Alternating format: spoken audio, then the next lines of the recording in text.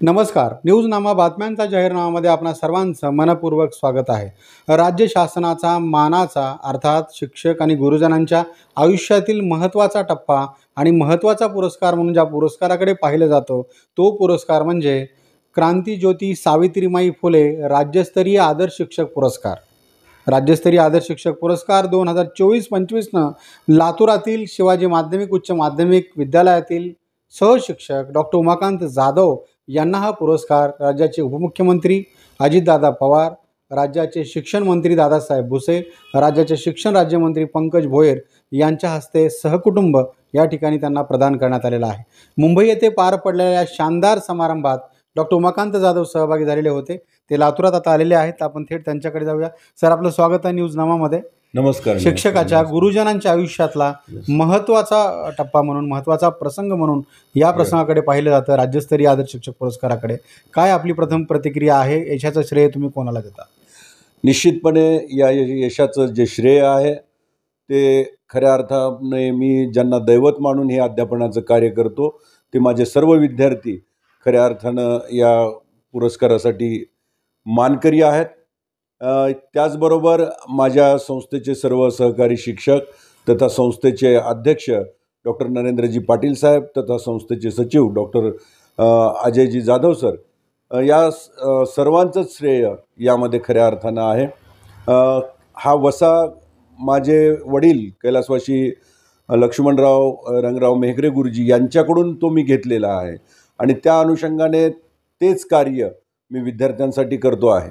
काय वेगळेपण होतं तुमच्या, म्हणजे तुम्ही सामाजिक क्षेत्रामध्ये आहात, माऊली ब्लड बँकेच्या माध्यमातून आम्ही तुम्हाला जाणतो, ओळखतो, सामाजिक कामामध्ये तुम्ही हिरिरीनं भाग घेता.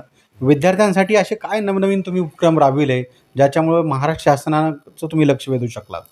निश्चितपणे हा जो सामाजिक वसा आहे तो 1993ला जेव्हा मी इयत्ता 10वीमध्ये होतो त्यावेळी किल्लारी येथे भूकंप झाला आणि तेथून जे सामाजिक कार्य करण्याची जी आवड निर्माण झाली, त्या अनुषंगाने ही आवड निर्माण होत असताना अनेक सामाजिक उपक्रमांतर्गत वृक्षारोपण असेल, रक्तदान शिबिर असेल, या अनुषंगानं एक मोठ्या प्रमाणात भरीव काम व्हावं यासाठी माऊली ब्लड बँकेच्या माध्यमातून ही रक्तदानाची चळवळ गतिमान केली. अनेक विद्यार्थ्यांना रक्तदान करण्यासाठी प्रेरित करण्याचं काम या माध्यमातून केलं. इतकंच नव्हे तर महाराष्ट्र शासनाकडून यावर्षीचा चला करू पुस्तकांशी मैत्री हा पुस्तक वाचन उपक्रमासाठी विद्यार्थ्यांचा भरभरून प्रतिसाद मिळाला आणि त्यामध्ये मला 4थ्या क्रमांकाचं पारितोषिक मिळालं. होय, आपण पाहतो की प्राध्यापक संदीपान जगदाळे यांनी लातूरचं नाव रोहित केलं, त्यांना राष्ट्रीय पुरस्कार मिळाला आणि राज्य पुरस्कार तुम्हाला मिळाले ना.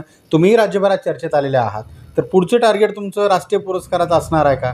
आणि कशा पद्धतीनं काम करायचं तुम्हाला येणाऱ्या काळात विद्यार्थ्यांचं जीवनमान उंचावण्यासाठी?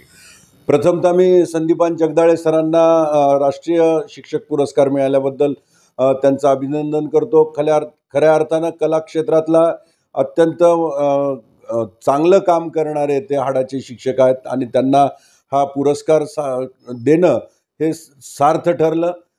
मीही त्या पुरस्काराच्या स्पर्धेमध्ये होतो. अर्थातच कला क्षेत्रात त्यांनी केलेलं काम हे अत्यंत चांगल्या पद्धतीचं आहे. त्यांचे विद्यार्थी हे आंतरराष्ट्रीय स्तरावरती कला क्षेत्रामध्ये कला निपुण झालेले आहेत. त्यामुळं हा साहजिकच त्यांना पुरस्कार मिळाला. पण येणाऱ्या काळामध्ये मी माझ्याही विद्यार्थ्यांच्या माध्यमातून जे विद्यार्थी अनेक कला क्षेत्रामध्ये असतील, क्रीडा क्षेत्रामध्ये असतील किंवा सांस्कृतिक क्षेत्रामध्ये असतील, वक्तृत्व स्पर्धेच्या माध्यमातून, लेखनाच्या माध्यमातून पुढे आणण्याचा मी प्रयत्न करणार आहे आणि त्या माध्यमातून राष्ट्रीय आदर्श शिक्षक पुरस्कारसुद्धा मी येत्या काळामध्ये मलाही तो प्राप्त होईलच. या माध्यमातून विद्यार्थ्यांना काय शुभ संदेश द्याल? या माध्यमातून विद्यार्थ्यांना मी असा शुभ संदेश देणार आहे की आर्ट इंटिग्रेटेड पेडालॉजी ज्या पद्धतीनं एकात्मक कला विकास साधावयाचा आहे अशा पद्धतीचं व्यावसायिक कलात्मक शिक्षणाकडे ओढा विद्यार्थ्यांचा वाढला पाहिजे. स्किल डेव्हलपमेंट खऱ्या अर्थानं विद्यार्थ्यांमधली झाली पाहिजे. आपल्या अंगातील कणागुण ओळखून त्या माध्यमातून या आधुनिक युगामध्ये अनेक तंत्रज्ञानाचा वापर करून आपण अधिकाधिक क्रियाशील बना, स्नेही बना, असाच हा माझा संदेश असणार आहे. जबाबदारी वाढली सर आता? निश्चितच ही जबाबदारी वाढलेली आहे. केवळ एक विद्यार्थ्यांप्रती निष्ठा म्हणून नव्हे, तर आपला विद्यार्थी हा या स्पर्धेच्या युगामध्ये टिकला पाहिजे, तो खंबीरपणे उभा टाकला पाहिजे, याकरिता ही जबाबदारी अधिक महत्त्वाची मला वाटते. धन्यवाद सर. डॉक्टर उमाकांत जाधव यांनी सांगितलं की रक्तदान चळवळीमध्ये माऊली ब्लड बँकेच्या माध्यमातून सामाजिक क्षेत्रामध्ये आणि इतरही सामाजिक क्षेत्रातल्या वेगवेगळ्या कार्यक्रमामध्ये ते नेहमी अग्रेसर असतात.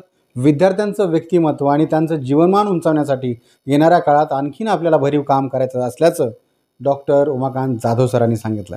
कॅमेरा पर्सन संतोष मानेसह इस्माईल शेख, न्यूज नामा, लातूर.